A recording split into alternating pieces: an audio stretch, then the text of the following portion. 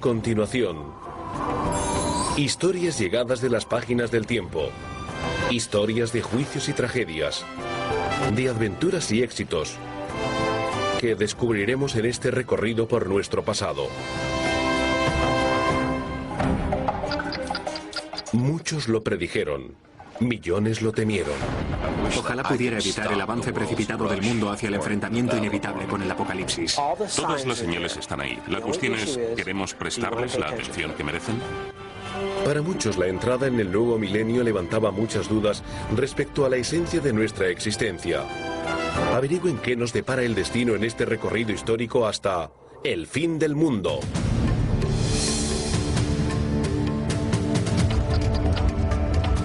Ante el umbral del nuevo milenio, algunos esperaban con gran expectación, otros con un profundo miedo. Algunos ansiaban un nuevo principio, mientras que otros se afanaban por acumular dinero, comida y armas. Creo que vivimos tiempos muy tormentosos e inciertos.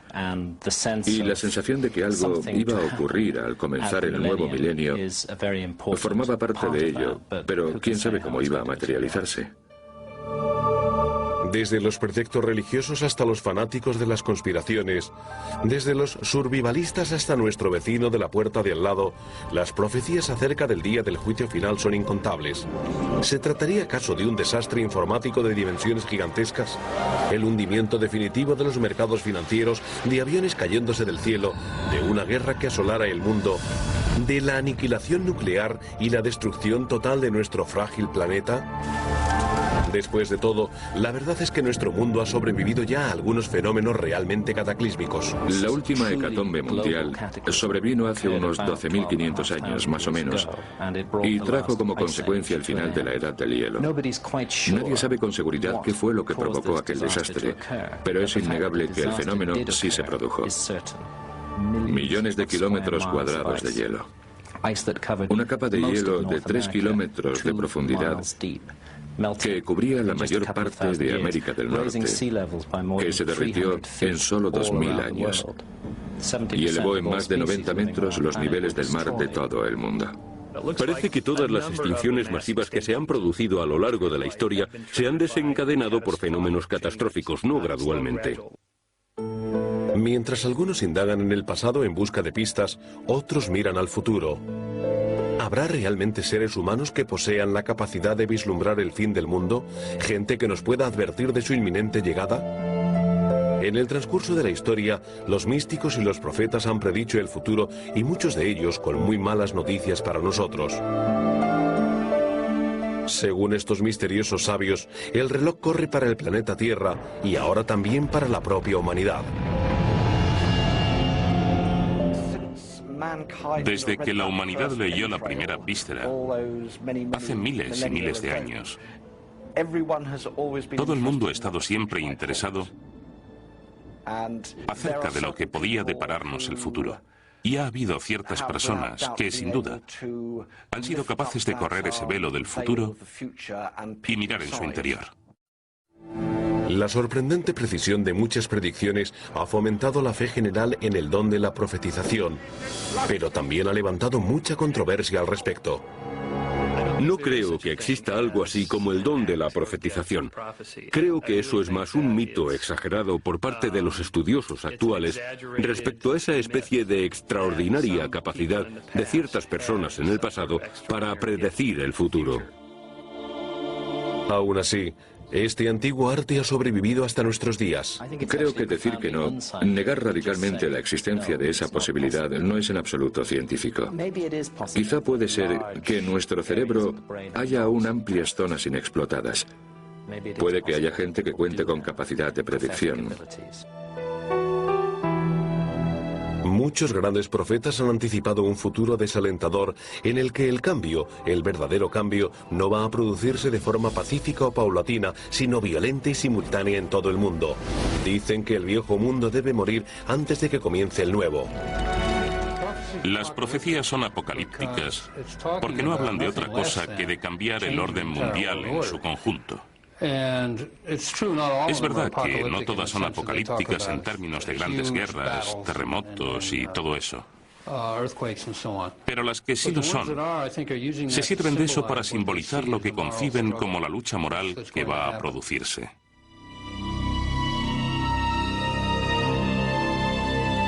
Un profeta de nuestros días alega haber visto el futuro y sus visiones son extremas y aterradoras. Gordon Michael Scallion augura un periodo de violenta agitación para nuestro planeta en los próximos años. Pero todos estos cambios no van a irrumpir como un ladrón en la noche. Vendrán avisándonos con antelación. Las señales están ahí, al alcance de cualquiera. No hay nadie en el planeta a quien se le hayan negado los datos sobre la historia del mundo y el lugar al que se dirige. La cuestión es, ¿queremos prestarles la atención que merecen? Tenemos que darnos cuenta de que la vida en este planeta ha estado a punto de la extinción total en muchas ocasiones en los últimos 100 millones de años. Las mismas razones tenemos para pensar que eso puede volver a pasar en el futuro. ¿Deberían simplemente desoírse como delirios de chiflados y farsantes las predicciones sobre la desaparición definitiva de la Tierra? ¿O acaso tendríamos que conceder cierta credibilidad a aquellos que tratan de advertirnos sobre nuestro destino? El futurista Gordon Michael Scallion, el hombre aclamado por muchos como el Nostradamus de nuestros días, ofrece sus presagios desde su humilde base de operaciones en las afueras naturales de New Hampshire. Scallion nunca pretendió convertirse en futurista de fama mundial. Hasta finales de los 70 vivía una vida tranquila y normal. Trabajaba en la industria electrónica, jugueteaba con la tecnología y disfrutaba de las crecientes comodidades de la vida moderna. Mi mundo era muy lineal. Cosas que podían medirse, que podían verse, que podían calcularse. No había nada de especial o de inhabitual en ningún aspecto de mi vida. En 1979 la vida de Scallion dio un extraordinario vuelco cuando de repente, de forma misteriosa, perdió la voz. Estaba aterrorizado. Lo único en que podía pensar era en que estaba sufriendo una especie de ataque. Mientras yacía en su cama del hospital, Scallion experimentó una increíble visión. Veía imágenes por todas partes. Tenía visiones. No era una sola, era como si estuviera viendo 10 televisores a la vez, pero sin pantalla. Por donde quiera que mirara, veía una escena distinta. Algunas de estas imágenes representaban ciudades futuristas, otras más bien parecían las ruinas de antiguas ciudades. Imágenes de volcanes en erupción por todas partes, de la Tierra desde el espacio, de vastas extensiones de la Tierra en llamas, de vientos, tornados y huracanes. La visión de Scallion duró 30 minutos, pero fueron los últimos 5 los que cambiaron su vida para siempre. Dice que se le apareció una mujer diciéndole que lo que estaba viendo era el pasado y el posible futuro. Además, le dio instrucciones detalladas acerca de qué hacer a continuación. Me dijo que debía recordar las imágenes que estaba viendo. Así que me puse a escribir todo lo que recordaba. Cuando Scallion se despertó a la mañana siguiente, había recuperado la voz. Espantado y sobrecogido por cuanto le había pasado, se guardó sus visiones para sí, pero fue anotándolas en un cuaderno durante los 3 años siguientes, mientras continuó experimentando visiones proféticas. Desde entonces, Scallion reivindica haber pronosticado varios acontecimientos de repercusión mundial, como la elección del presidente George Bush y el terremoto de 1994 de Northridge, California. Sin embargo, sus visiones para los años venideros engloban sus predicciones más alarmantes. Inundaciones letales, enfurecidos tornados, plagas desoladoras y enormes y devastadores terremotos. El tipo de terremotos de los que hablo hacen que el Northridge parezca una nimiedad. Me refiero a terremotos de 8, 9, 10, 12 puntos en la escala de magnitud.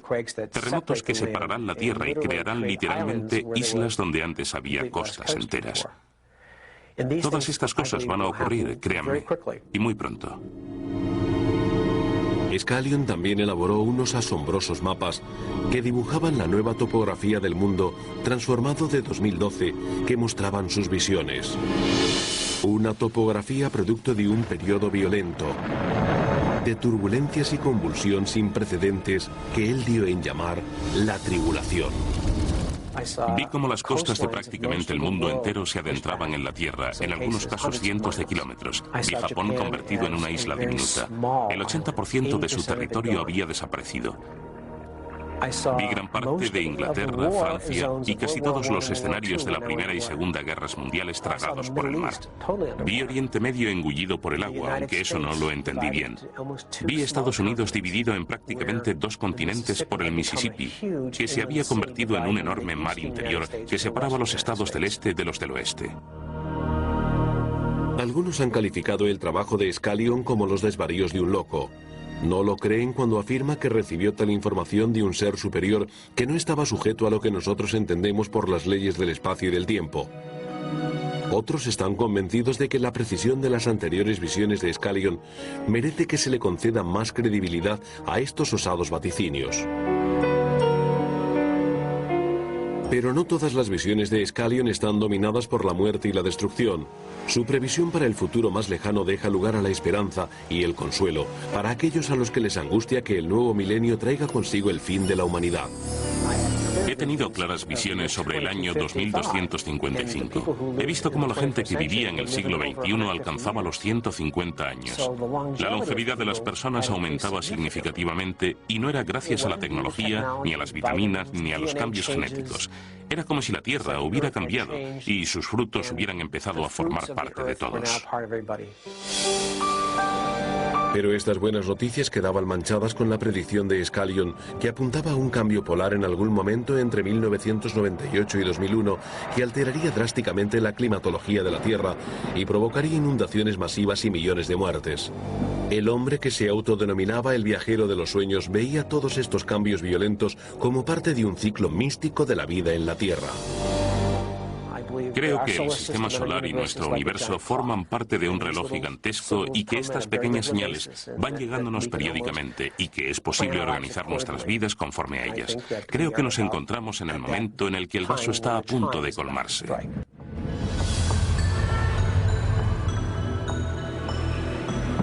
A pesar de los sobrecogedores peligros y retos que amenazaban al mundo contemporáneo, Scallion mantiene que estamos a las puertas de una nueva forma de vida. Dice que no queda mucho para que nuestros antiguos sistemas desaparezcan para siempre y ofrece consejos acerca de cómo acelerar ese proceso de despertar y alumbramiento. Cada día debemos reservar un tiempo, 7 minutos, para estar completamente solos e intentar averiguar quiénes somos de verdad. En esos 7 minutos, si lo hacemos todos los días, nuestra conciencia cambiará. Para que eso se produzca, hacen falta 21 días consecutivos. No hay mejor regalo que pueda hacer al mundo que la posibilidad de compartir este proceso. Todo esto forma parte de ese gran despertar.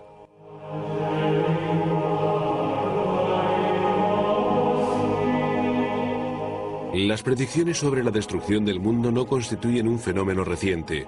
Muchas de las historias más conocidas y asombrosas de las profecías, desde las optimistas a las apocalípticas, provienen de la Biblia. Yo era un escéptico, pero me di cuenta de que las profecías podían contrastarse con la historia. Pude comprobar que cada una de las profecías que se habían hecho en el pasado se habían cumplido. Las profecías más famosas y preocupantes de la Biblia se refieren a esa fecha del destino que a todos nos afecta, el día del fin del mundo. Jesús advirtió a sus discípulos de los tormentos de los últimos días, cuando Él regresaría a la tierra. Que cuando dirán paz y seguridad, entonces vendrá sobre ellos destrucción de repente, como los dolores a la mujer encinta, y no escaparán. El libro de los Tesalonicenses. Dijo que los grupos étnicos se enfrentarían unos a otros, que se produciría una gran desestabilidad, que los reinos lucharían entre sí, y dijo que se producirían guerras y rumores de guerra. Fue profetizado que esos traumáticos padecimientos traerían también cambios catastróficos y letales en la tierra. Y todos los hombres que están sobre la faz de la tierra temblarán delante de mi presencia. Y se arruinarán los montes, y en todos mis montes llamaré cuchillo contra él. Libro de Ezequiel. Habrá terremotos tremendos. Desde 1890, década tras década, y hasta 1970. El promedio de terremotos graves por década osciló entre 2 y 6. Desde 1980 hasta 1990 ha habido 86. Desde 1990 a 1998 hubo más de 200.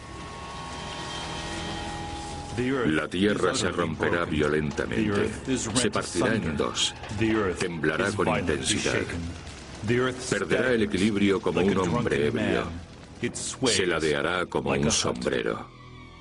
Libro de Isaías. Y según la Biblia, otras tribulaciones no sobrevendrán. Yo considero apocalíptico lo que se describe en el libro de la Revelación, es decir, un campo de batalla con un mínimo de 300 millones de muertos, un tercio del mundo desaparecido, la mayoría de los ríos y lagos envenenados y nada que comer ni que beber. Es la visión más apocalíptica que se puede tener. Otro de los padecimientos puede ser la hambruna. Los historiadores suelen fijar en el año 1975 el inicio de la era de las hambrunas. Es decir, el período en el que en cualquier momento hay algún punto del mundo que sufre hambruna. Cristo también anunció que habría plagas. Además de las plagas más extendidas en nuestros días como el SIDA, el mundo ha sido azotado por inundaciones arrasadoras, violentos tornados, estruendosos huracanes. Algunos achacaron todo esto a los efectos de El Niño, pero la Biblia nos ofrece otra explicación. Esta climatología letal y destructiva anuncia los días que preceden al fin del mundo. Y haré llover sobre él, y sobre sus compañías, y sobre los muchos pueblos que están con él, impetuosa lluvia, y piedras de granizo, fuego y azufre. Libro de Ezequiel. Las promesas de muerte y destrucción de la Biblia se encuentran entre las más extremas de todas las profecías de las que se tiene constancia, pero algunos prefieren pensar en ellas como imágenes metafóricas del caos propio del tiempo de transición, más que como una descripción fidedigna de los funestos y angustiosos cambios por venir. El libro de la Revelación o Apocalipsis fue escrito por el apóstol San Juan y narra la historia del triunfo de Dios sobre el diablo y de cómo llegará el anticristo y dominará la tierra, pero al final será derrotado y aquellos que hayan sido salvados vivirán en el reino de Dios, mientras que aquellos que no se salven, según el Apocalipsis, se pasarán la eternidad en el fuego perpetuo. Y abrió el pozo del abismo, y subió humo del pozo, como el humo de un gran horno. Y se oscureció el sol y el aire por el humo del pozo. Y del humo del pozo salieron langostas en la tierra. Apocalipsis. Los escépticos insisten en que las profecías contenidas en los libros sagrados no son más que el resultado de una febril imaginación humana. Empezando por los estudiosos de la Biblia, existe esa tendencia a encontrar en el Antiguo Testamento profecías que luego se ven cumplidas en el Nuevo. La verdad es que eso es muy fácil, porque lo único que hay que hacer es buscar patrones que coincidan en ambos. Las profecías están generalmente escritas de forma poco precisa, ofuscada, de modo que cada uno podría interpretarlas como quisiera. Quizás previendo tales dudas, la Biblia creó su propia prueba para profetas.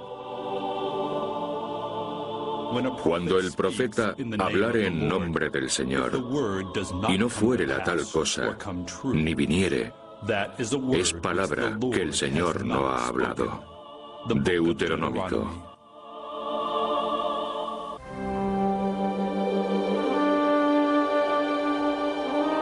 Son muchos los profetas que han dejado su huella en la historia, desde jóvenes a ancianos, autodidactas o personas con un alto nivel educativo.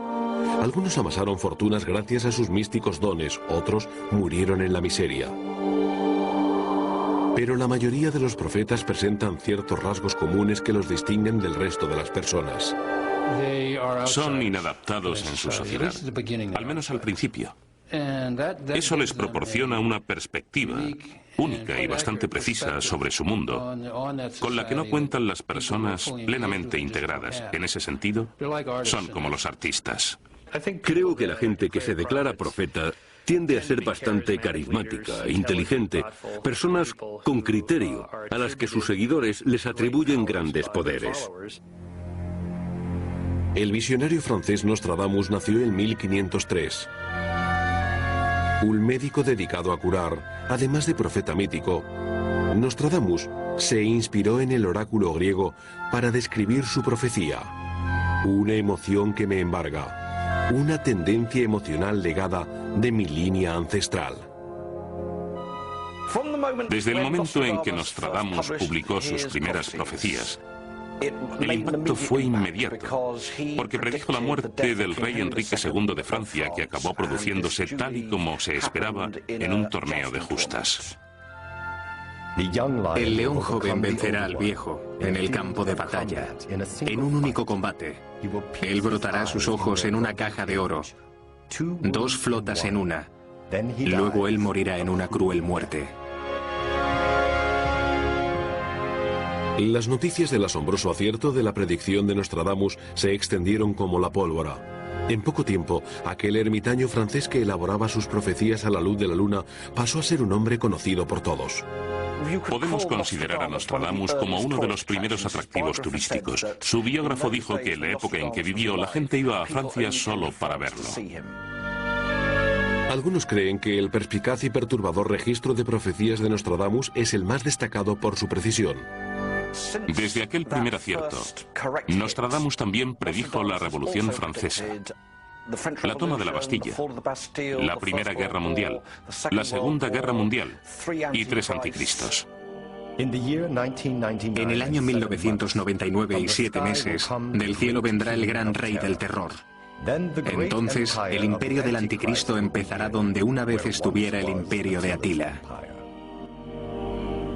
Los escépticos apuntan al lenguaje criptográfico empleado por Nostradamus en sus escritos o cuartetas como prueba de su falsedad, pero el propio profeta elaboró su defensa contra las futuras críticas. Si hubiera querido dar la fecha exacta de cada cuarteta, lo hubiera podido hacer sin dificultad.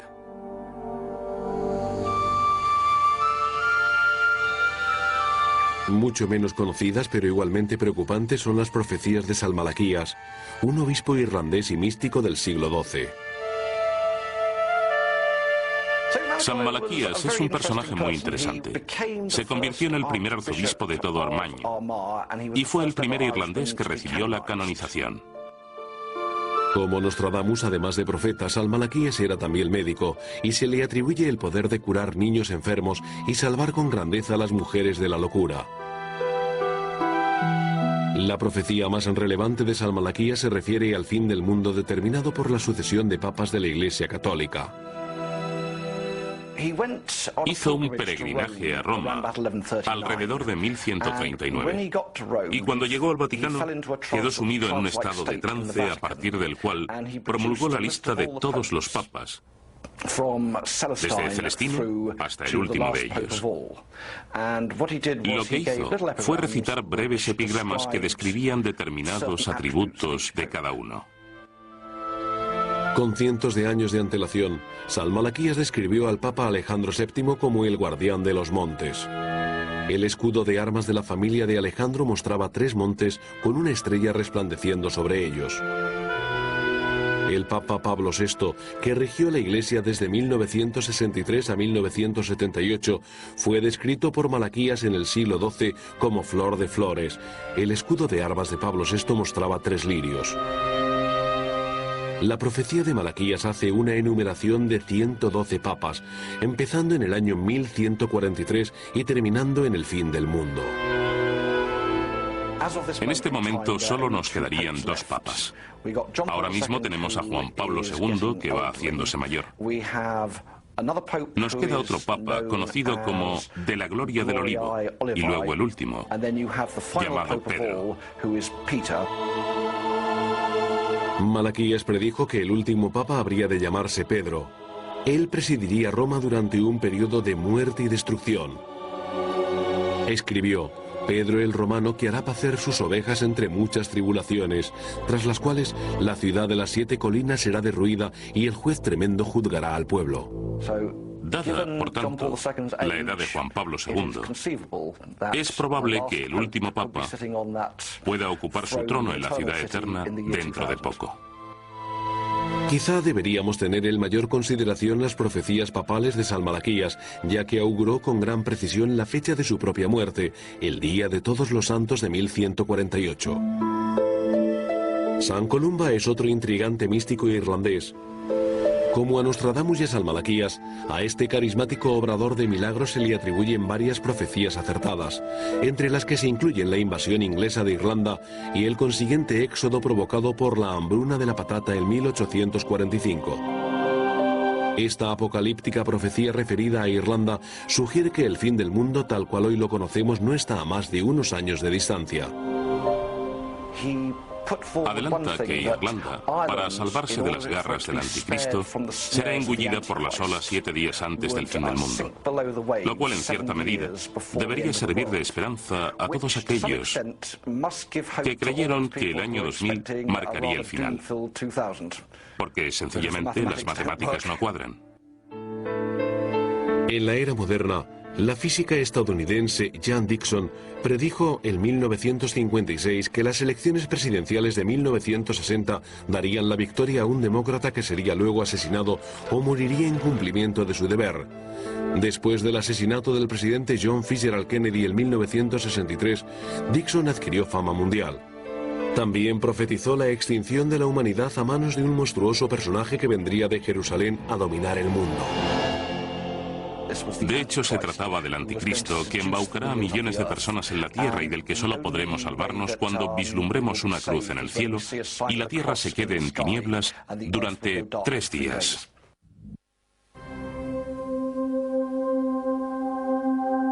Son preciosas e infinitas. Con millones de años de antigüedad y a miles de millones de kilómetros de distancia, pero nos llenan de esperanza y de inquietud. A las estrellas del firmamento se las considera portadoras de buena fortuna y se las culpa cuando es mala. ¿Acaso la respuesta a nuestro sino se encuentra escrita en alguna parte de su deslumbrante luz? Los primeros astrólogos osaron a sugerir que si los planetas se movían de acuerdo con un ciclo, quizá la misma verdad podría aplicarse a la humanidad. Actualmente tendemos a pensar en términos lineales. Empezamos en el punto A para llegar al punto B, una línea recta. Los antiguos no pensaban así, pensaban en términos cíclicos, y dichos ciclos lo eran de renacimiento y renovación. Pero cualquier renacimiento requiere la muerte de lo anterior. La creencia en estos ciclos de vida y muerte ocupa un lugar esencial en las culturas de varias tribus de nativos americanos. Los indios Hopi de Arizona son uno de los numerosos pueblos antiguos que han conservado la noción de la destrucción y el renacimiento cíclicos de la Tierra. Los Hopi creen que el destino está en nuestras manos, que actualmente estamos siguiendo el curso de la destrucción. Según los Hopi, nuestras elecciones y decisiones no solo nos afectan a nosotros, sino al cosmos en su conjunto. Antes de morir, en 1992, el curandero indio Chippewa Sam Bear, Oso del Sol, escribió varios libros sirviéndose del antiguo conocimiento que él decía estar transmitiendo desde sus ancestros. Sam Bear estaba convencido de que el hombre se ha apartado demasiado de la verdad y la belleza de la naturaleza y que la Tierra tomaría todas las medidas necesarias para devolvernos al buen camino. Creía que habíamos iniciado ya el proceso denominado de purificación, en el que la Tierra se rebelaría contra el maltrato recibido de los humanos. Vaticinó muchas cosas referidas al tiempo que pierde la humanidad viviendo en las ciudades y masificándose hasta tal punto que al final del día, citando literalmente, la Tierra se sacudirá a sí misma como un perro cuando se sacude las pulgas. Obviamente, estamos hablando de cambios drásticos en la Tierra, que aunque maten a mucha gente, servirán para que los que sobrevivan lo hagan en un mundo mejor y más inteligente. A medio continente de distancia y a varios miles de años antes, los mayas ya habían adoptado visiones del mundo que veneraban los ciclos de vida, de muerte y de renacimiento. Los mayas eran una raza muy especial e interesante. Llegaron de la selva de Sudamérica y de la Edad de Piedra y se esfumaron de las páginas de la historia alrededor del siglo XVI. Parte de su religión consistía en la creencia de que cada día estaba regido por un dios.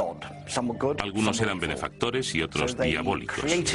Crearon su propio calendario para poder honrar a cada dios y señalar los momentos en que debían realizarse las celebraciones. Los mayas diseñaron su propio calendario a partir de las constelaciones. Este calendario, basado en un ciclo de 260 días, es asombrosamente preciso, y existe al menos un estudioso que considera que lo ignoramos para nuestro propio perjuicio. Si pudieran desvelarse sus secretos, el calendario maya podría revelar increíbles predicciones sobre nuestra época y nuestros últimos días. El calendario maya situaría en el tercero de una serie de ciclos de grandes catástrofes en la Tierra el final del mundo, tal y como hoy lo conocemos, en 2012. Este calendario no puede ser ignorado como obra de seres primitivos. Es un instrumento de gran sofisticación basado en miles de años de observaciones astronómicas muy precisas. La civilización maya, desaparecida hace tanto tiempo, no es la única que podría guardar pistas acerca de nuestro destino. Muchos investigadores creen que las grandes pirámides de Egipto pueden resolver el enigma que ha intrigado a la humanidad durante siglos, la fecha exacta aún desconocida del final de los tiempos. La Gran Pirámide de Gizeh es, en mi opinión, el monumento más extraordinario del mundo. Es un objeto que pesa 6 millones de toneladas y se eleva más de 137 metros. Fue construida por maestros astrónomos. Este edificio tiene una alineación norte y sur más precisa que la del edificio del Observatorio del Meridiano de Greenwich, en Londres. Durante los últimos 200 años, numerosos estudiosos han intentado descifrar los incomprensibles misterios de la pirámide. Han medido obsesivamente sus pasadizos al milímetro para convertir la media en años y compararla con la cronología bíblica en un intento por averiguar el futuro. Aunque los principales egiptólogos discrepan, los intérpretes de las medidas de la pirámide proclaman que la fecha del final de la civilización puede hallarse en sus paredes. Algunos señalan el año 2025, otros insisten en el 2388. Sea o no posible descodificar los mensajes de las paredes de la Gran Pirámide para averiguar el tiempo exacto que le queda a nuestro mundo, esta enigmática y compleja estructura quizá sea mucho más que un simple monumento funerario. La Gran Pirámide es un instrumento de conocimiento espiritual. Millones de personas de todo el mundo, sin saberlo ni ser conscientes de ello, son atraídas hacia la Gran Pirámide y experimentan un cambio tras su contemplación. La pirámide ejerce un profundo efecto en el pensamiento de muchas personas. El descubrimiento de nuevas cámaras en la Gran Pirámide en los últimos años sugiere que aún nos queda mucho para comprender íntegramente los misterios que se esconden tras este antiguo monumento y si guarda la solución a nuestro destino.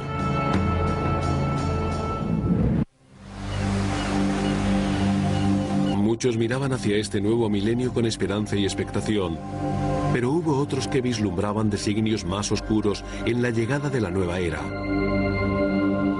Las sectas religiosas y del día del juicio de todo el mundo nos han bombardeado con sus creencias de dimensiones letales. En 1978, más de 900 miembros de la secta del Templo del Pueblo, liderada por Jim Jones, cometió un suicidio en masa.